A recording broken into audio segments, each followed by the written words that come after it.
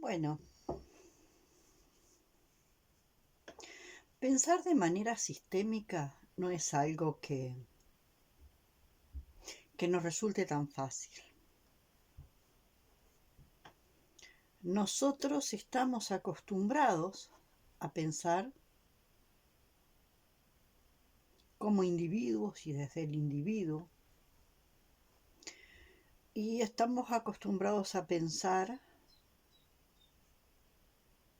desde nuestra chacrita conceptual, ¿no?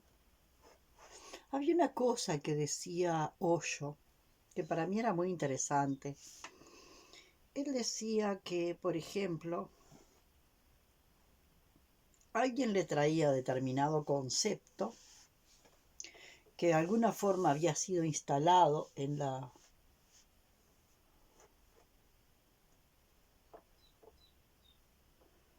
mente colectiva, ¿no? Una mente colectiva construida por bloques, por chakras, ¿no? Por chacritas conceptuales incomunicadas entre sí. Una mente colectiva disociada, fragmentada, ¿no? Entonces, en esa mente colectiva, compuesta por esos bloques, por esos, como esos mosaicos, ¿no?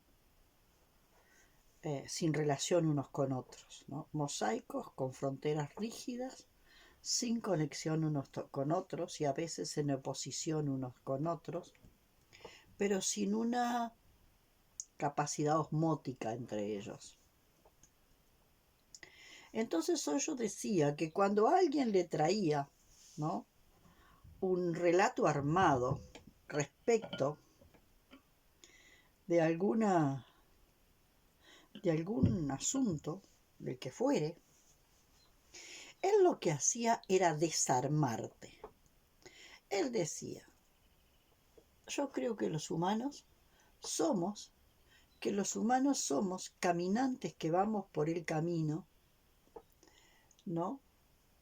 Caminantes que vamos por un camino y que vamos observando y comprendiendo, observando y comprendiendo.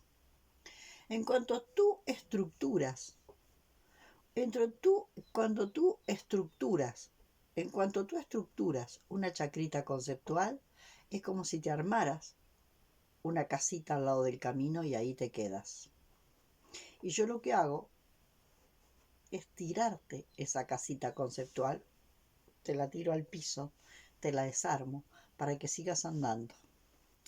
De alguna forma, de una forma diferente, también lo plantea lo mismo Bert Helling cuando habla de la verdad en movimiento.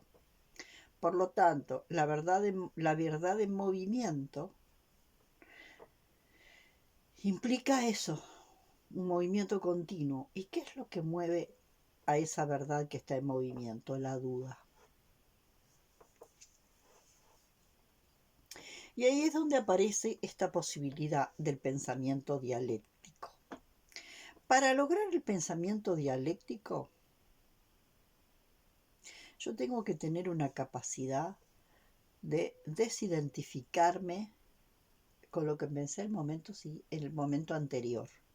Tengo que desidentificarme, no quedarme en esa chacrita, en esa casita al lado del camino y quedarme ahí en esa zona de confort que representa esa chacrita, sino que tengo que tener la capacidad de dudar.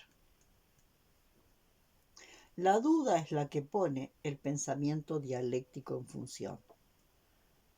Yo miro desde acá y observo algo, ¿no? Miro desde acá y observo algo. Lo observo desde esta perspectiva, pero luego lo observo desde esta, doy vueltas alrededor de ese objeto de observación para irlo viendo desde distintas perspectivas. Y entonces no me quedo asentado en ninguna de las formas de pensar. No me quedo en una chacrita conceptual, Y de alguna forma Hellinger dice que la verdad es algo que está en constante movimiento. ¿Cuál es la diferencia cuando nosotros no pensamos desde, desde la conciencia sistémica? Cuando nosotros no pensamos de la conciencia sistémica, desde la conciencia sistémica nosotros reconocemos que todo lo que sucede está íntimamente relacionado. Es aquello que decía un, un poeta que no recuerdo cuál es, pero que se hizo popular, que no se puede pisar una flor sin que una estrella se estremezca. De alguna forma también aparece con el efecto mariposa. Todo lo que está sucediendo en un lugar tiene una un directo impacto en otro lugar que no tiene por qué ser en el que está al lado. Puede ser que tenga impacto en algo que sucede en el otro extremo del mundo. Y eso es la resonancia cuántica. Entonces, es muy difícil que nosotros no nos instalemos en una chacrita conceptual. Es muy difícil. Nosotros siempre tenemos sistemas de creencias porque no sabemos vivir sin sistemas de creencias. Ahora, lo que el sistema de creencias me permite a mí es lo siguiente.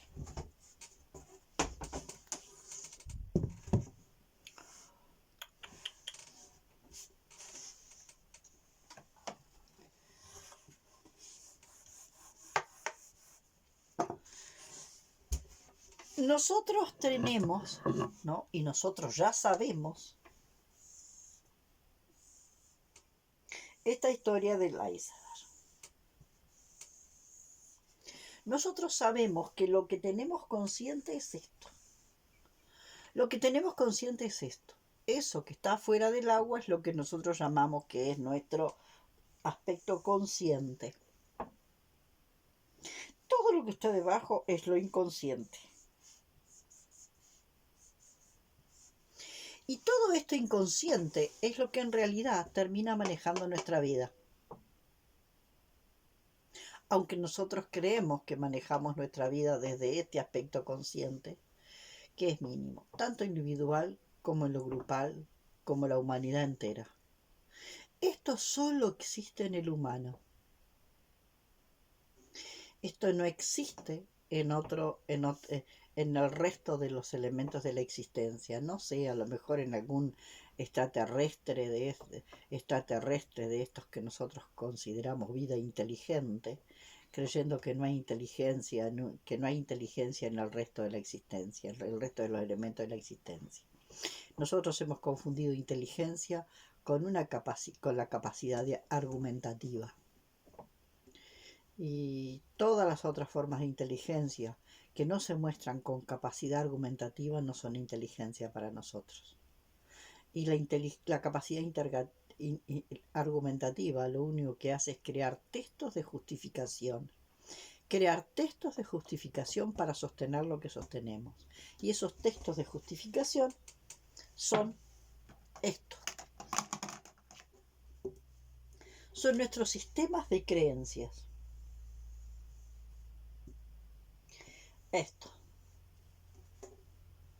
Ahora, este sistema de creencias puede ser como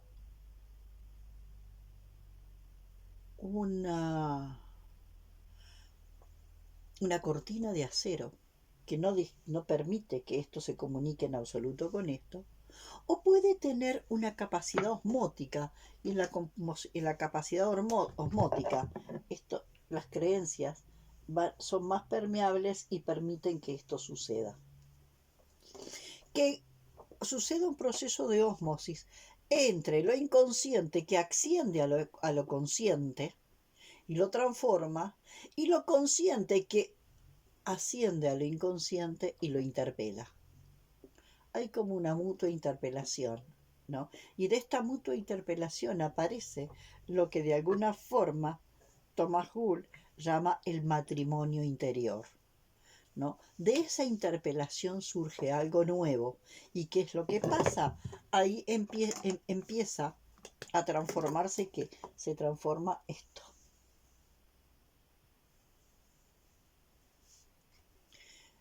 Se transforma esa membrana que es como un diafragma.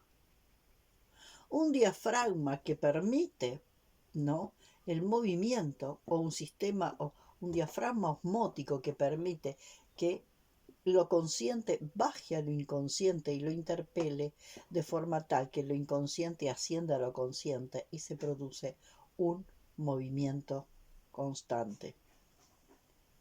Pero para eso yo necesito que la membrana sea osmótica, que esa membrana sea cada vez más osmótica. En el dogma, esto es una pared de acero que de alguna forma el dogma funciona como algo muy duro y concreto, que no es tan fácil, que no es poroso.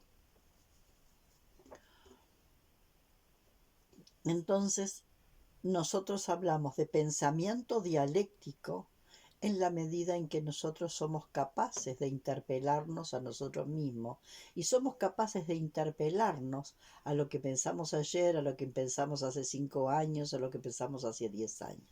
Yo tengo cosas escritas de hace mucho tiempo y de tanto en tanto yo abro las cosas que tenía escritas y veo lo que escribí y veo cómo pensaba. Y realmente cuando veo cómo pensaba, yo digo, mira lo que pensaba en aquel tiempo. Cuando yo estaba en la vuelta del creer es crear, y cuando estaba en la historieta del creer es crear, que estaba en la nube de pedo del creer es crear. Y que de alguna forma tiene cierto nivel de certeza eso del creer es crear. Porque la mente inventa algo y luego el cuerpo acompaña, ¿no? Acompaña en la manifestación de eso que la mente inventó. Pero el tema es que si eso que la mente inventó no tiene sostén en un diseño humano saludable, funciona más o menos como la historia de quiero desviar un río y lo desvío de su causa original, y por unos cuantos años sucede. Esto pasa también en las constelaciones tradicionales. En las constelaciones tradicionales, ¿no?, cuando se hace hablar a los representantes y se les hace decir cosas, se está manipulando el campo y se le está diciendo a los representantes que digan tal cosa, tal cosa, tal cosa, según un criterio, una creencia de lo que es sano que tiene el constelador, que la heredó de Hellinger y de esto y de lo otro y toda la historia de las frases sanadoras. Nosotros no hablamos de frases sanadoras, nosotros hablamos de hipótesis. Y las hipótesis no se imponen.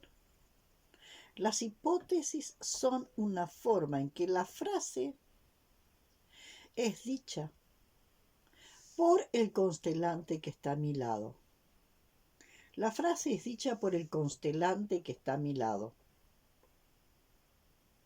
Y si esa frase tiene resonancia cuántica, algo va a suceder en los representantes. Pero yo a los representantes no los toco, no los muevo, no los hago decir nada, porque ahí estoy manipulando el campo. Al único que yo le hablo es ¿a quién? Es al constelante que está acá. Y le digo, a ver, probá a decir esta frase a ver si pasa algo. Y quédate observando. Observate y observá. Porque eso que está ahí afuera no es nada más que una puesta en escena de algo que está dentro de la persona, de algo que está en el inconsciente de la persona y el inconsciente de toda su familia y en el inconsciente quizás hasta de su pueblo y en el consciente inclusive de la humanidad. Entonces yo le digo, decía esta frase, observate mientras observas lo que pasa en el campo. En el campo no pasa nada. Nos observas y no pasa nada. ¿Qué hacemos con esa hipótesis? La tiramos a la papelera. Porque esa hipótesis o no era adecuada o no era oportuna. Y entonces le voy a decir otra frase a la persona que va a actuar como hipótesis. Apenas dice la frase, esa frase la conmovió profundamente y así como esa frase la conmovió al campo, que no es nada más que una representación holística, una representación en afuera de algo que va sucediendo adentro.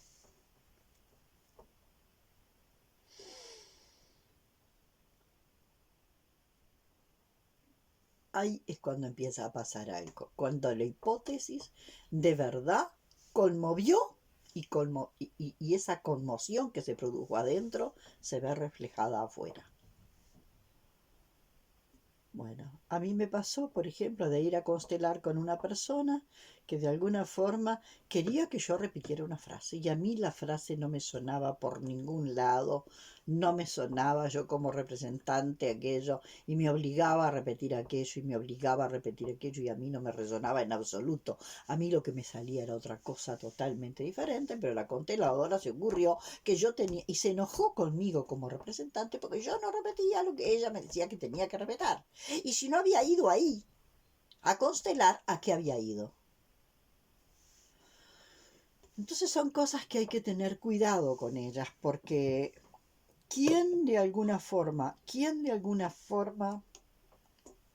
puede dar testigo, ¿no? ¿Quién de alguna forma puede decir si esa frase es realmente sanadora o no? Un sistema de creencias donde yo tengo claro que esto es sano, esto es enfermo, esto es sano, esto es enfermo, esto es sano, esto es enfermo y tengo todo clarito, porque esto es sano y entonces las frases que sanan son estas y esto es enfermo y entonces estas frases no, las que utilizo son estas porque son las frases sanadoras que son las que me llevan a una idea de lo sano que yo tengo acá. Y no tenemos ni idea de lo que es lo sano y lo enfermo todavía. Estamos abriendo un paradigma, estamos apenas empezando a abrir un nuevo paradigma que nos está dando vuelta a todo lo que creíamos antes. Por eso hablamos de constelaciones paradoxales. ¿No? Por ejemplo, y lo he repetido más de una vez, voy a una consteladora donde de alguna forma yo hablo, ¿no?, de mi primer hijo, algo que yo ya había constelado, donde la consteladora anterior permitió que el campo se moviera solo mucho más de lo que esta segunda consteladora. Aunque la consteladora permitió que el campo se moviera, pero no entendió lo que sucedió. Estoy segura que no entendió lo que sucedió por cosas que hablé yo con ella. Pero, a pesar de eso, abrió que el campo mostrara cosas. Esta segunda consteladora, cuando yo llevo la historia de mi primer hijo que no vivió, me dice, bueno, mira, yo no toqué el tema de tu hijo porque la pérdida de tu hijo, la pérdida de un hijo es un dolor muy grande que yo decido no abrirlo porque es un dolor muy grande, que además es un dolor que hay que aprender a vivir con él. Hay que fortalecerse y aprender a vivir con él porque el duelo de un hijo no se realiza jamás. Bien desde la concepción psicoanalítica más rígida, rigidez del sistema de creencias. En la constelación primera, el representante de mi hijo, y lo vuelvo a repetir, y no me cansaré de repetirlo porque creo que acá está la esencia de lo que de verdad nos puede transformar. El representante de mi hijo me dice, mamá, acércate, no tengas miedo. Yo decidí regalarte mi muerte para prestarte mis ojos para que mires del otro lado.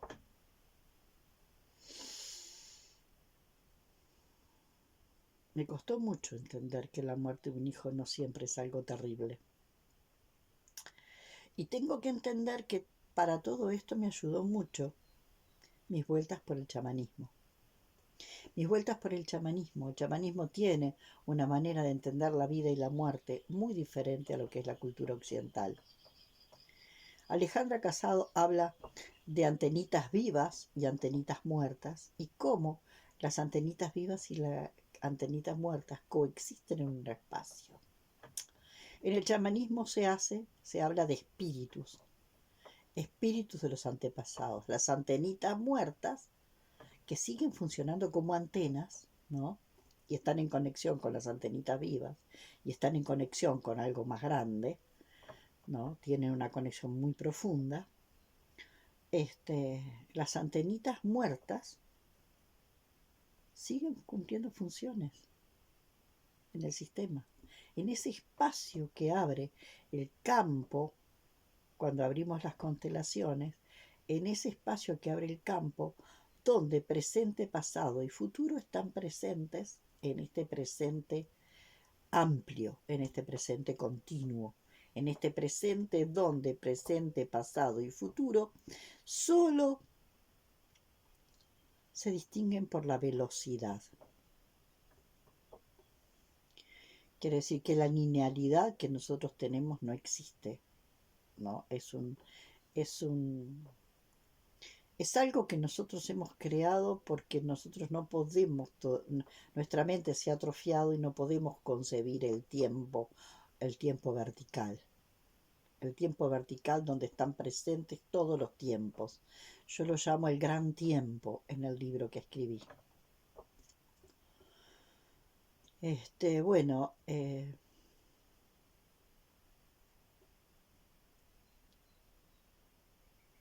ese evento me hizo, pasó mucho tiempo para que yo entendiera que la muerte de un hijo no tiene que ser terrible. La muerte de un hijo no tiene que ser un evento terrible. ¿Cómo va a ser un evento terrible si mi hijo me decide que decide regalarme su muerte como un regalo enorme?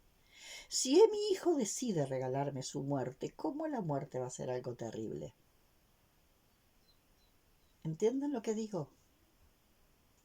Y en este sistema de creencias nosotros tenemos esto es terrible, esto es maravilloso, esto es terrible, esto es maravilloso, esto es terrible. Nosotros tenemos acá todo cuadriculado sobre lo que es terrible, lo que es maravilloso, lo que es bueno, lo que es malo, lo que es lindo, lo que es feo. Nosotros tenemos acá en este sistema de creencias todo en un cuadriculado perfecto de lo que es bueno, lo que es malo, lo que es terrible, lo que es maravilloso, lo que es lindo, lo que es feo.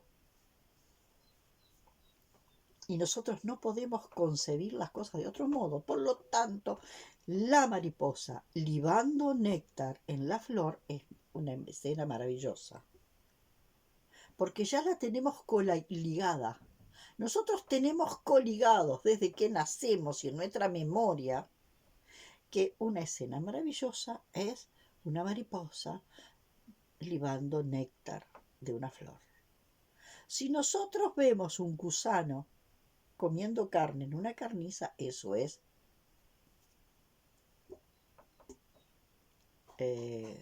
feo, tremendamente feo. Entonces fíjense cómo funciona nuestra mente. En este momento voy a cortar, pero tenemos que seguir mucho por acá. Les dejo un abrazo y nos vemos.